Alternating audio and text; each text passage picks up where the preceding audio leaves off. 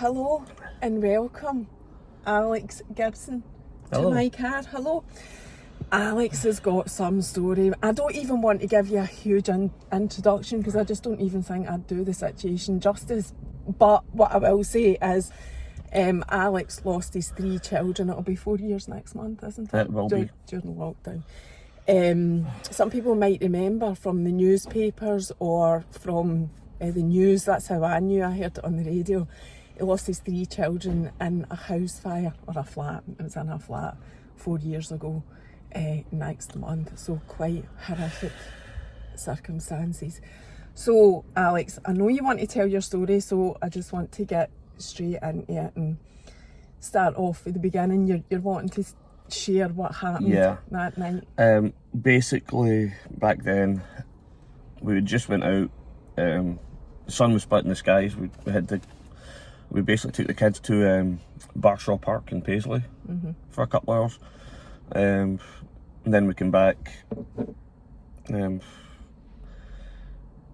also a few hours later, I just went out to the garage across the road to get a few bits and bobs for the house. And I came back. I saw the smoke was coming from the building.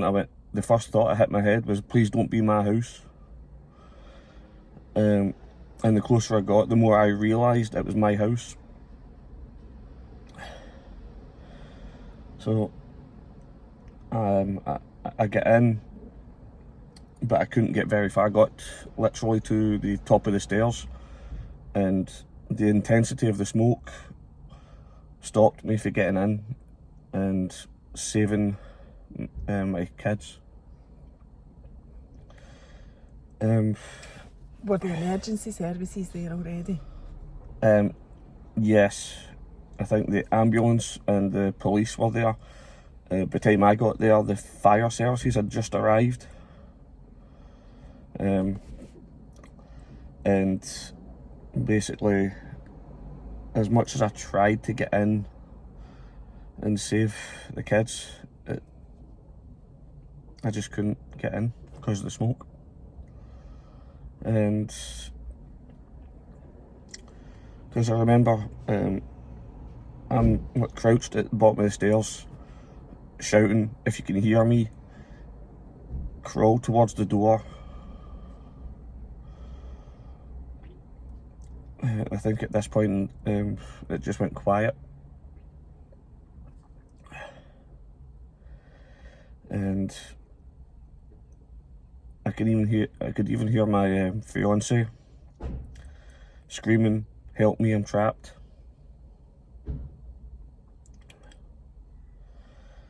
And even after that, we went straight up to the Queen Elizabeth, where my daughter was still alive at this point. But they'd already told me that on the way to the hospital, my 2 boys had passed away. And I remember just sitting there, and they were working on my daughter right in front of me. And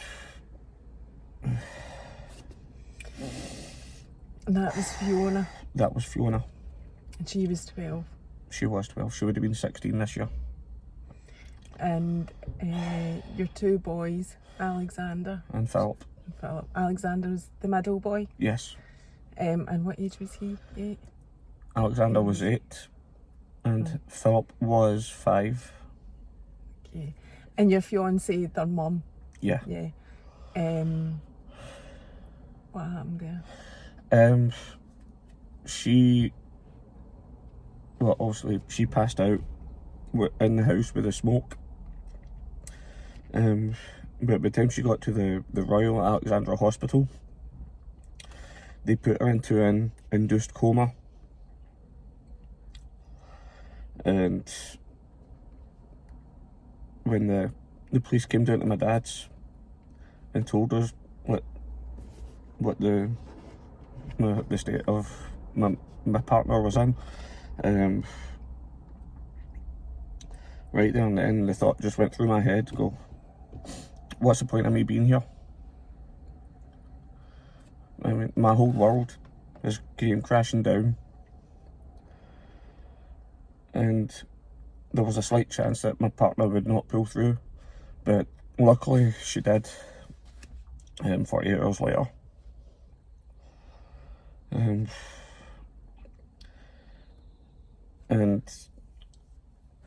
the minute I saw my partner in the hospital, the first thing I said to her was, they're gone.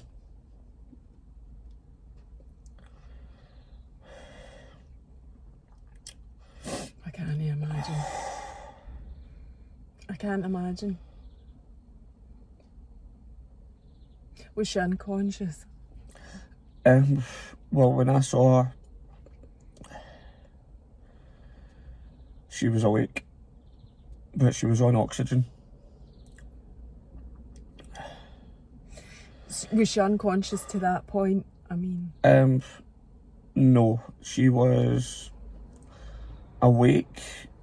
Well, she just came out of her induced coma, I think, that morning.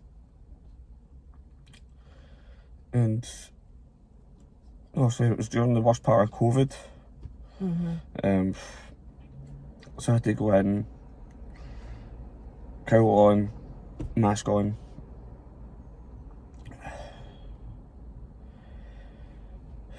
And like I said, the first thing I said was, they're gone.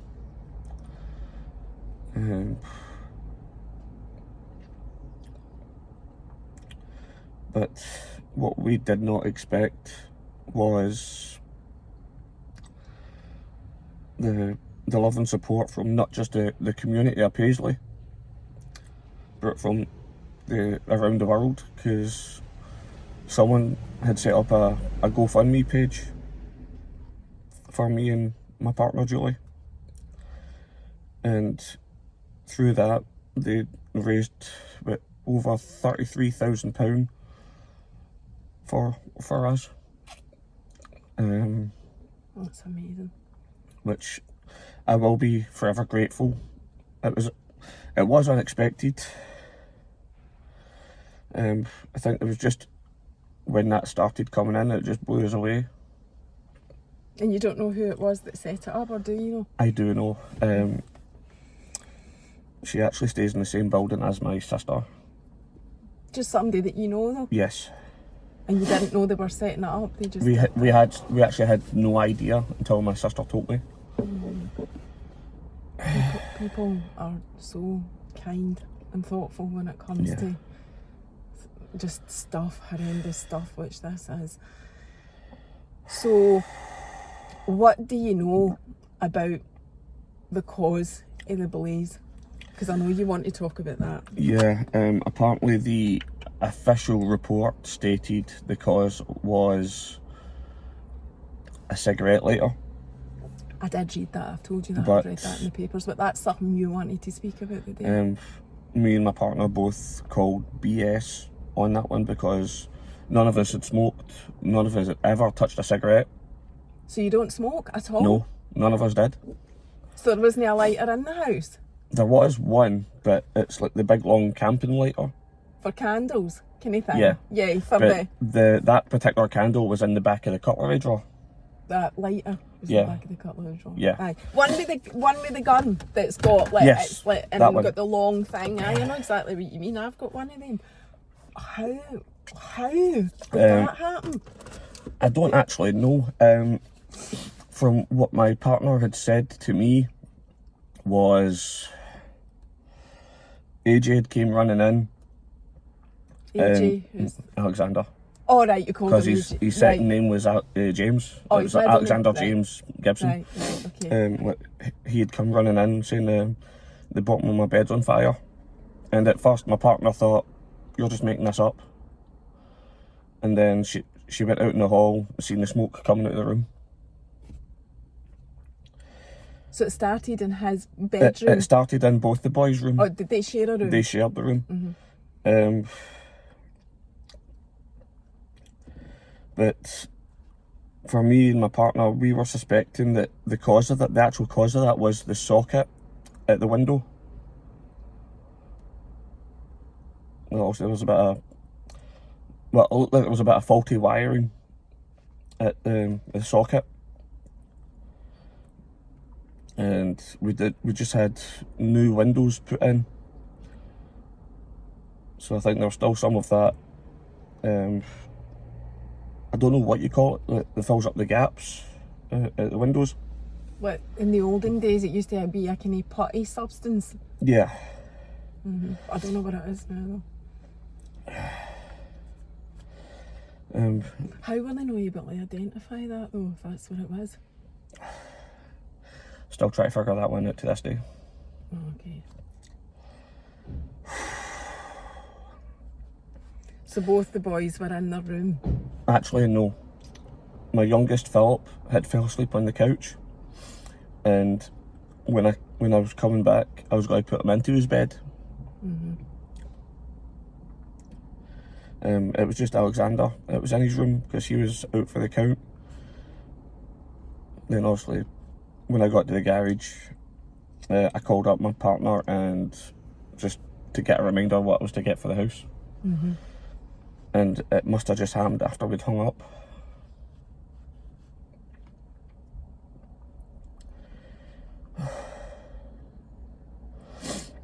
And even like the media, for some reason they'd tracked my sister's address down, tried to get an interview with her. They tracked my dad's address, which is where we were staying at that time. After it, I assume. After the fire. And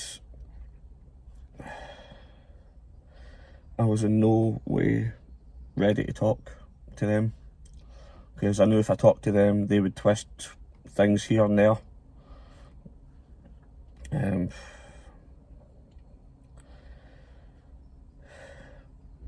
But even the emergency services were amazing. Just the way they treated us, but the fact that on that night I was down at the police station, I think it must have been to about 3:45 in the morning, and then they took us up to the hospital.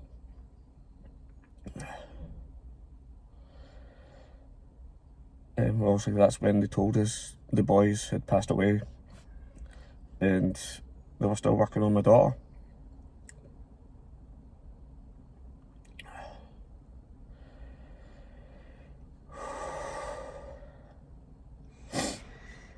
Oh, it's horrific. It really is. I don't even have the words, really, to be honest. I'm struggling myself to find the words, so I can only imagine how you're feeling. And your partner, Julie, would have been in there. I mean, honestly, I can barely even say the words. She would have tried to save her veins.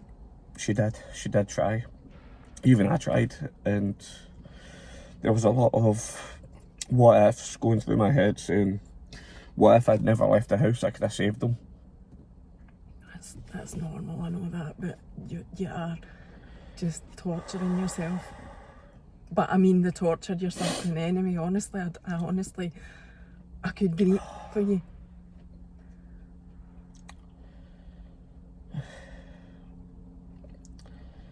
And obviously,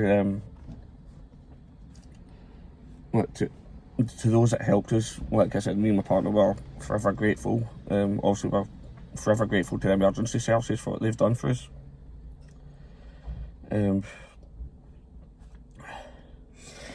Do you think, I don't even know if this is the right thing to say, but I'm going to say it. Do you think there were,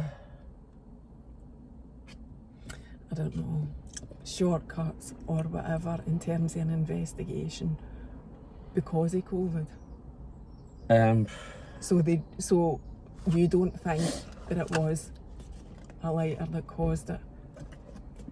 So do you think the reason that, in your view, the right reason for the fire hasn't been identified because of the massive restrictions that there were around COVID? And I'm not blaming anybody for that, because we were all in it. We were all, terrified of what was going to happen, because that's what we were fed by the media. Yeah. But do you think that's played a part in it? I think it has played a part in the official report. But like I said, me and my partner both suspected it was like the socket right at the window of the boys' room. And was there anything, did you get to see the report? No, we didn't see it. Are you allowed to see a report like that? I don't know. I mean, we did ask them if we could see this report, and we never did see it. They never officially gave us an answer to seeing this report. So therefore you wouldn't be able to identify if that socket, I mean, I don't know how fire reports are done or anything like that. I'm just, wondering if there would be a way to identify if they had checked that socket or if that was part of the report or whatever. But I assume that's something you'll never know unless you can get your hands on the report, which I don't know what the law is surrounding anything like that. Yeah, I mean, we've tried reaching out to the fire marshal that was in charge of that night, and just got no feedback from him at all.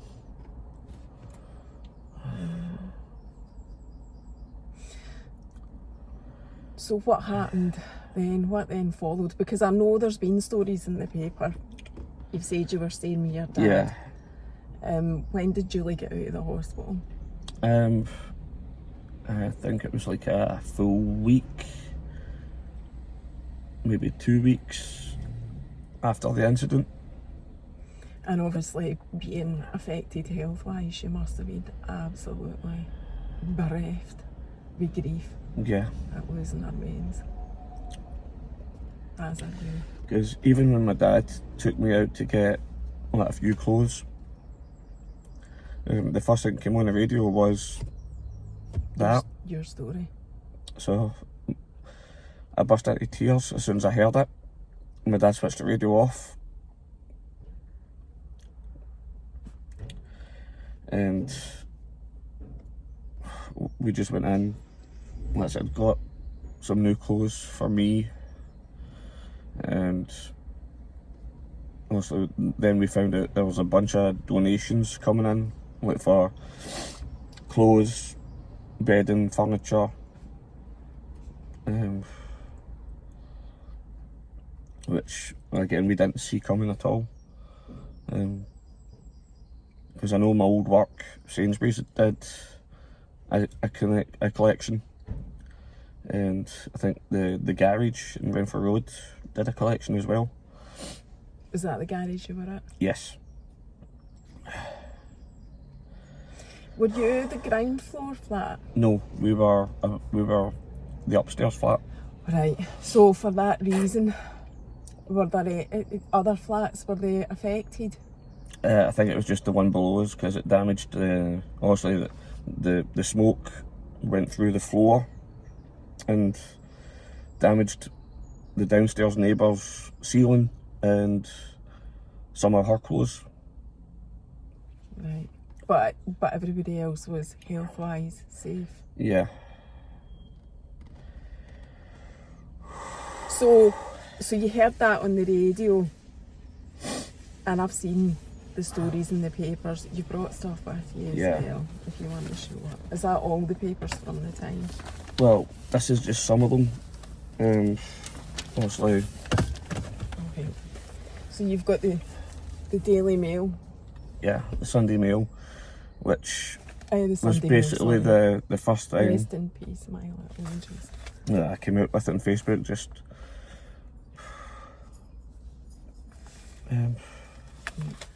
And then the Daily Record. Yeah. And that's you at the flowers. That was me just on Father's Day. Because it was close to Father's Day. What date in June? It was the 19th of June that happened. What night was it? What day of the week did it happen? I think it was a Friday night. I think it was actually that. I think that's... So it would be the following Yeah. week would be Father's Day. Was it? Father's Day was 2 days later. Oh, God. So that's why the flowers were there. Oh, Alex. Right, so that's that. And then the Sun front page And on Father's Day as well. yeah, basically the picture The Monday. says it all. Just as soon as I seen the tribute, I just burst out into tears. But And then the Paisley Daily Express. You were probably also still in absolute utter disbelief. yeah, it was actually. What had just happened. And then you've also brought your picture. Is this a picture that you keep in your house? It is, yeah. Obviously. This is basically the picture we take everywhere with us on holiday. So as you can see, that's my oldest, Fiona. She would have been 16 this year. And that's Alexander James. He would have been 12.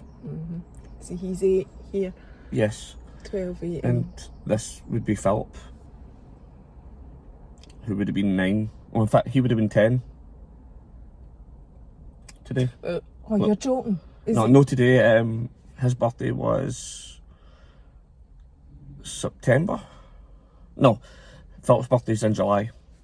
Right, okay. So he would have been 10 this year. But he was 5. Yeah. God love them. I can't imagine. So then... So what happened then after that, at that point? I think at that point,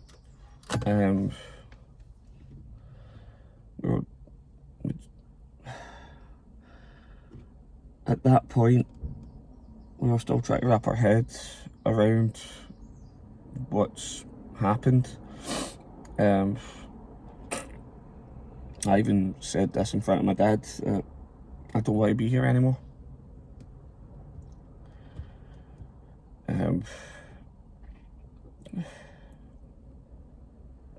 Your wife, I keep going to say your wife. Julie must have felt like that as well. Actually, she didn't. But it's every time that we do a post about them, it breaks us. And even to this day, I'm still a broken mess. You can see that. It's not that long either though. 4 years isn't a long time. Because obviously we did a lot with them.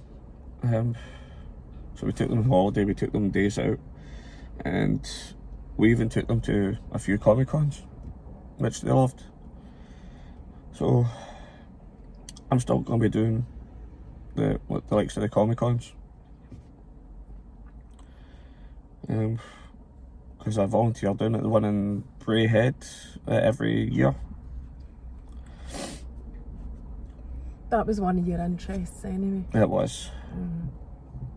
I mean, the fact that any toys that was within that tribute at that house, the police took away, they cleaned them up, they gave them back to us, and we're still adding to that to this day, and stuff they would have loved.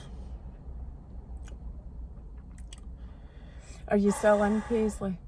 Yes.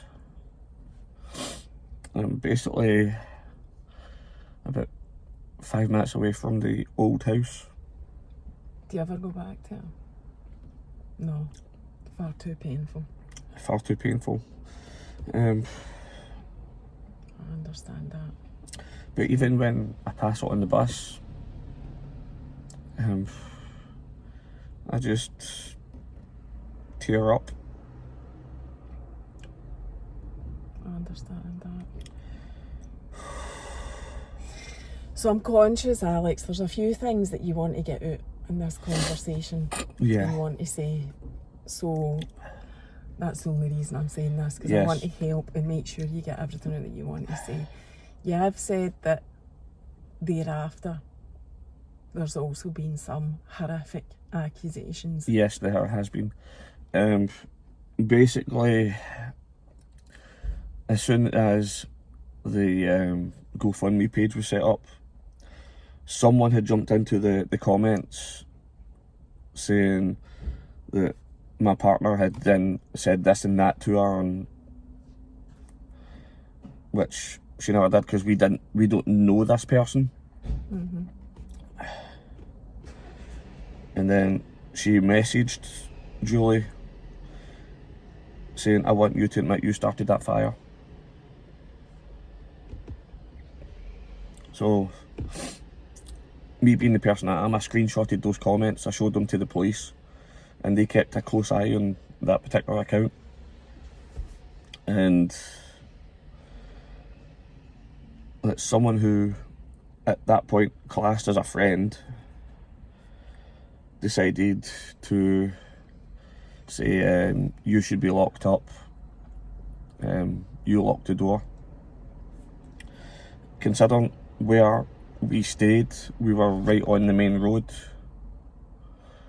and any parent knows if one child can get out, they could go straight into moving traffic. And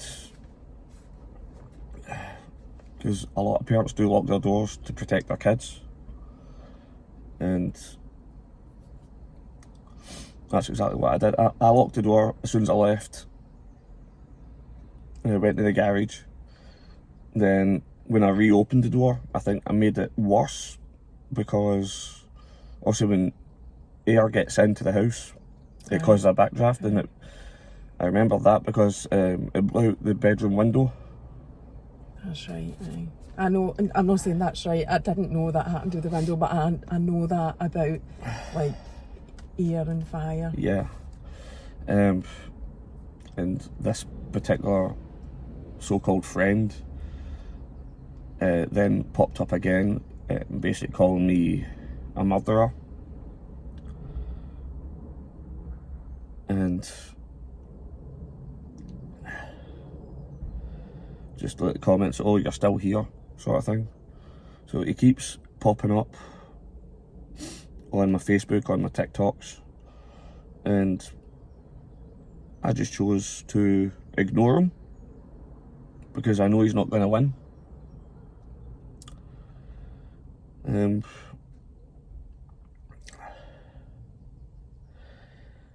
Just like anyone that's got anything negative to say, it's not going to faze me one bit.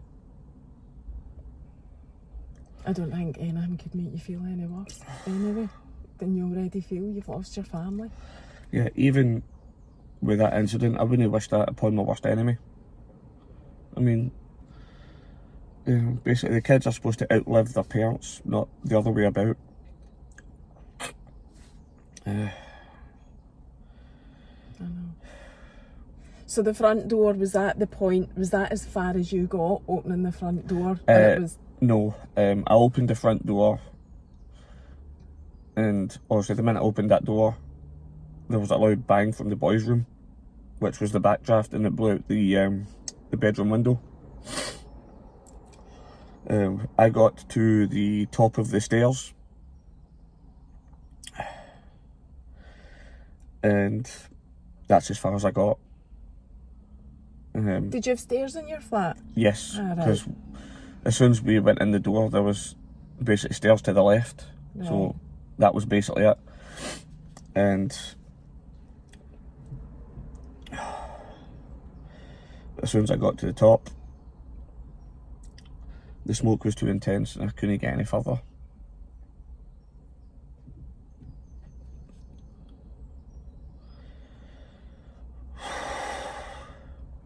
can't imagine.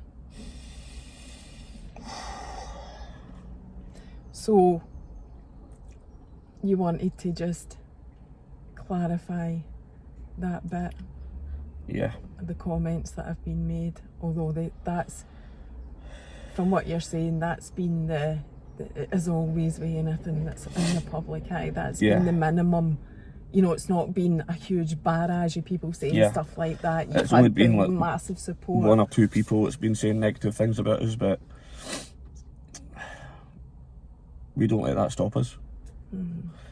Because we had a list of things we wanted to do with the kids, and basically one of them was Disneyland Paris, which we have every intention of doing.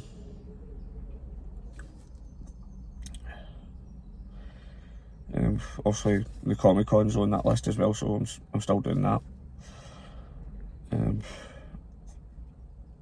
obviously with Paisley, they get the Halloween festival every year. So still go down to that, and the kids love me dressing up as Duffman from The Simpsons, which I'm still doing, and I'm not going to stop. Don't care how many people tell me to grow up. I don't think anybody would tell you that, do they? No, that's just... There's been a few, but do any of us grow up? I know. Do any of us want to grow up? It's pants. Yeah. So, what happened then, Alex? So you take it you just had to come back out of the house and away for the smoke because you didn't need no choice? Yeah, because at that point, the smoke was actually getting to the back of my throat, and I was finding that hard to breathe. And you don't need to justify that. Yeah. I think people understand that. You don't need to go through that. You know, it's horrific. It's just horrific, man. So you're right. Your partner got out of hospital. Julie got out of hospital. Yeah. You went to your dad's. What was the next weeks and months like? Well, I know the next couple of weeks we were planning the funeral.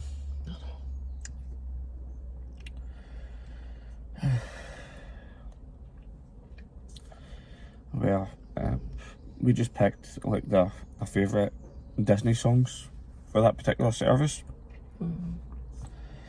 Because with Fiona, she loved Frozen, so we picked Let It Go for her.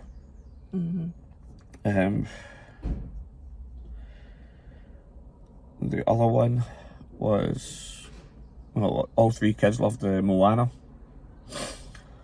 so we put How Far I'll Go song into that set list for the service. And the third song was Live Your Story, which, well, it was used in Disney on Ice, which we took the kids to on a few occasions. And as soon as the kids heard that song, they loved it.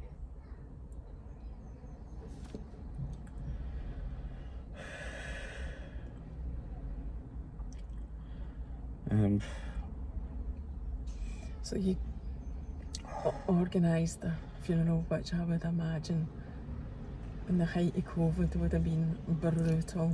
It was brutal anyway, but that would have been brutal as well.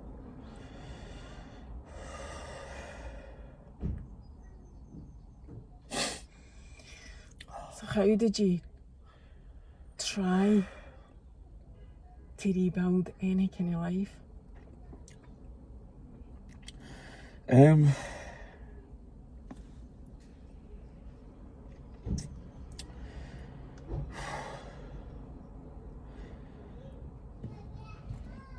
We were at your dad's for a while. Yeah, we were at my dad's for a couple of months. And luckily enough, we got offered a house just across the road from my dad. But they did offer us like the old house again, and I went, no way in hell I'm going back to that.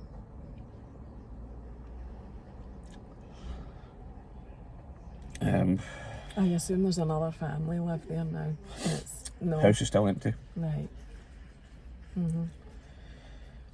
So you got offered the house across the road for your dad. Yeah. Is that where you are now? Yes. Well, that's good that you've got your dad just across the road.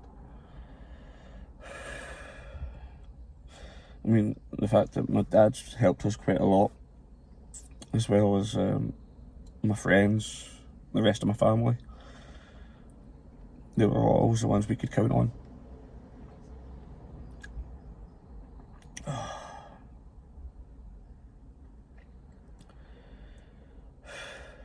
Have you worked since? I've been in work just over 2 years now. Oh, so you're back working. It just got to the point where I just figured, what's the point of me being in this house doing absolute bugger all when I could be out there doing something? So I plucked up the courage and printed off a couple of CVs and sent out a few applications, and lucky enough, at that point I had just landed a temporary job with Smith's Toys in Linwood, and after that I found myself in the retail park just down the road from me.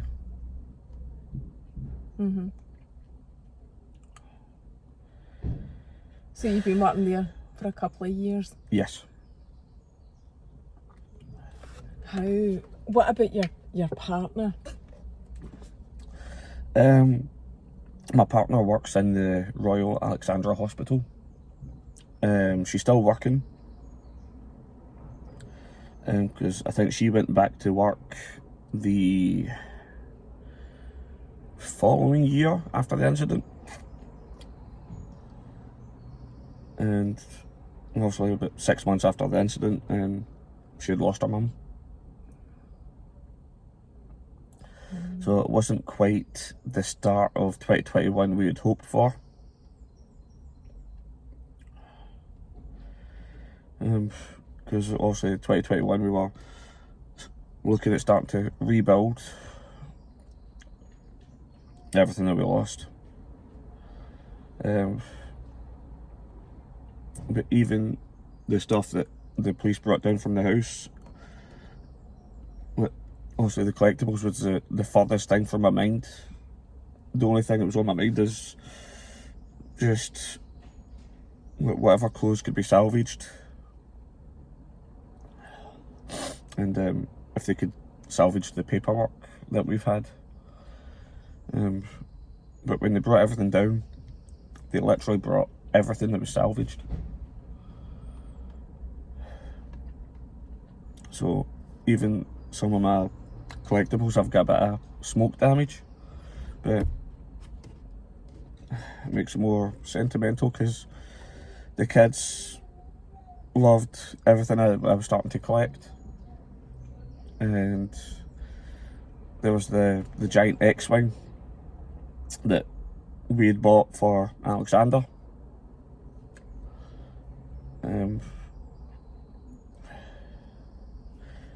Which is currently sitting on top of my wardrobe. I've tried cleaning it up the best I could, but too painful. Yeah. And were they able to salvage anything of the kids' stuff for you? There was a few photos they had salvaged. But also due to the amount of damage that some of them had sustained, we had to throw them out. But there was a few photos we managed to salvage and just get new frames for them.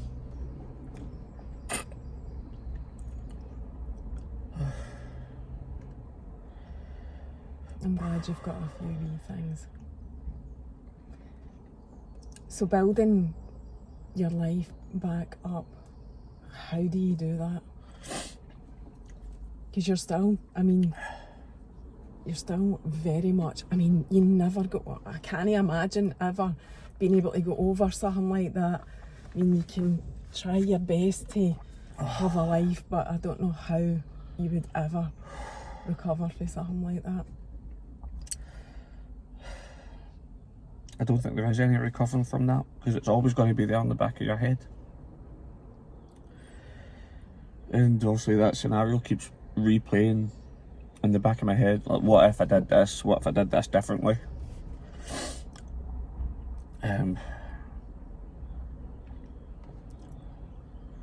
What about like support for you? As in, I know you've paid tribute to the amazing support that you've had from family and friends and stuff like that, but what about actual mental and physical support, therapy, whatever? I don't even know. It sounds so insignificant. Well, as for that, it took me at least 2.5 years to finally seek help.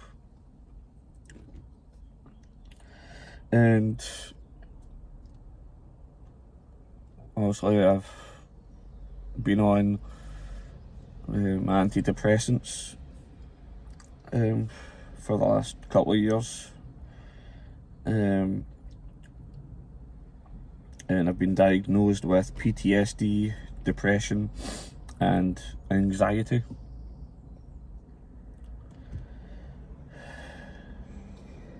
So you're on medication for that? Yeah. Do you get therapy for it? Do you get any other sort of support?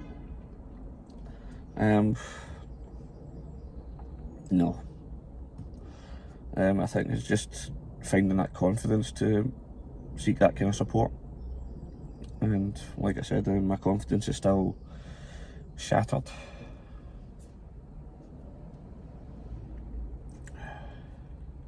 And I know you said that in the message you reached out to me for this, you'd said that you didn't want to be here. Yeah. And if it wasn't for your partner, yeah. you wouldn't be. Because that thought had went through my head, if my partner had not pulled through her coma, and obviously due to the incident, I can't really bring myself to watch like any medical dramas. Mm-hmm. Anything to do with fire. Too triggering. Yeah. Takes you right back. What injuries had Julie sustained at the time? I think it was mostly smoke damage. Right. And how is she now? She's fine. I mean, like I said, she was back at work the following year. And she still works in the hospital to this day. How does she cope with her mental health? Or is she someone that copes well? Well, she's someone that copes much better than I could ever cope. She's the one that's basically the driving force for me. Just giving me a reason. There is a reason for me to still be here.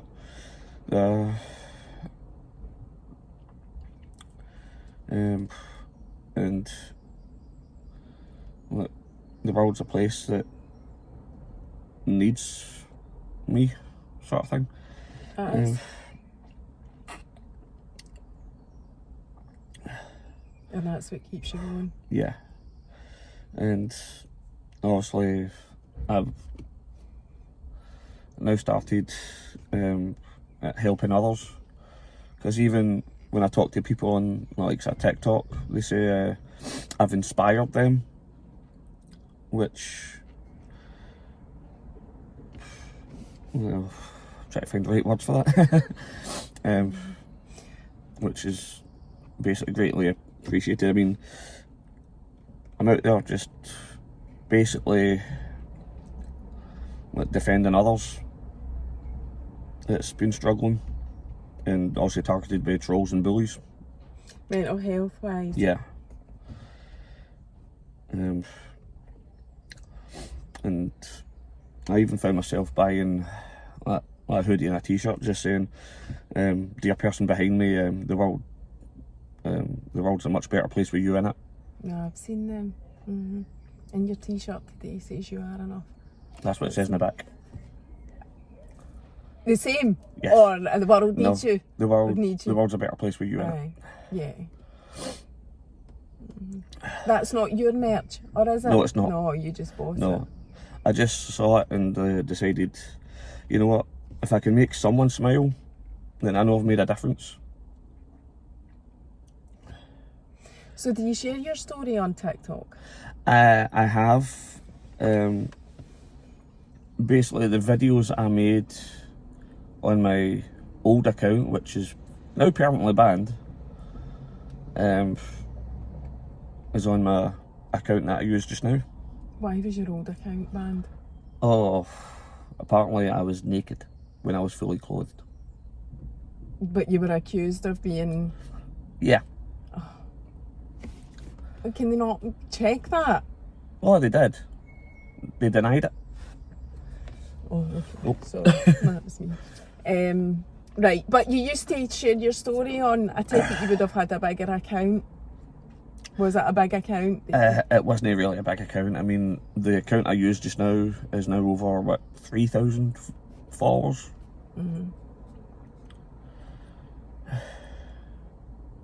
So you just share wee bits to try and help with mental Yeah, health? even when their birthdays come up or the anniversary, which will be in a few weeks, me and my partner will do videos for them. And is that a coping mechanism for you? Yeah.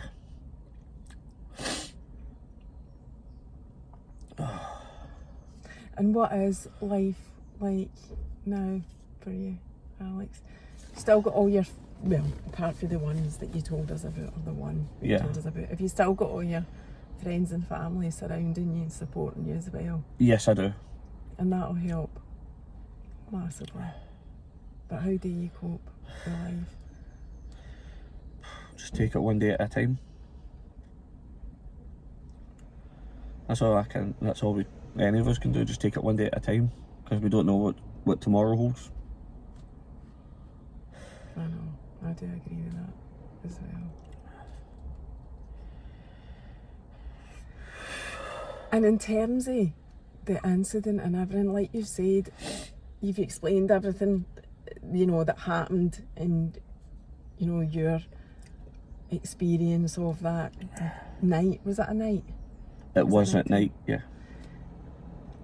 Is that it in terms of, you know, there's nothing else that the investigators or whatever will do? If you can get a hold of the report, you might get an insight into what's on that, but really, that's it. Yeah. You're just now expected to get on with your life. Pretty much.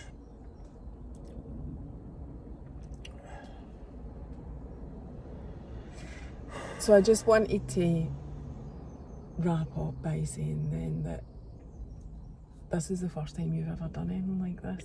It is. So I think you've been extremely courageous and brave to say what you've said. It's more than evident how much it's still affecting you. Understandably, I think you'll continue to live the rest of your life with it affecting you. But I just want to make sure that there isn't anything else that you want to say today. I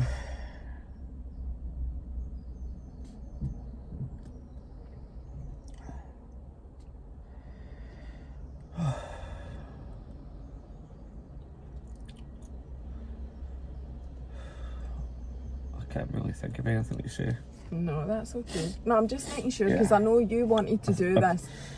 Yeah, I wanted to do this because it's something I needed to do.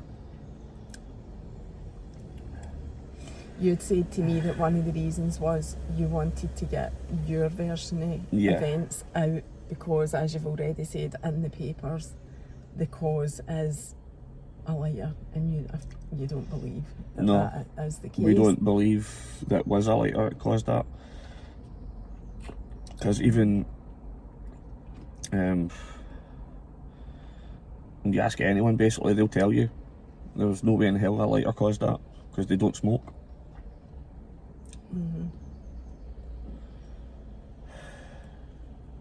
How?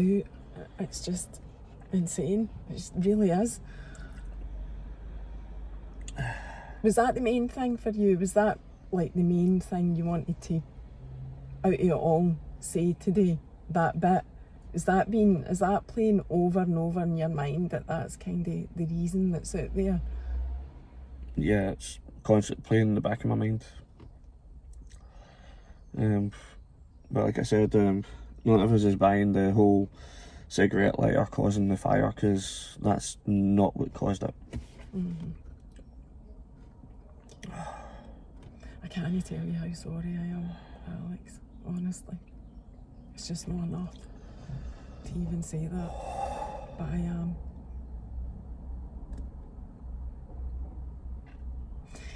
If you're sure that's everything that you want to say, then Yeah, I think that's everything. You've done everything. amazing. You have done amazing. Yeah. Thank you. Thanks for coming, and thanks for reaching out. The least I can do is share your story. Okay. See you later. Bye.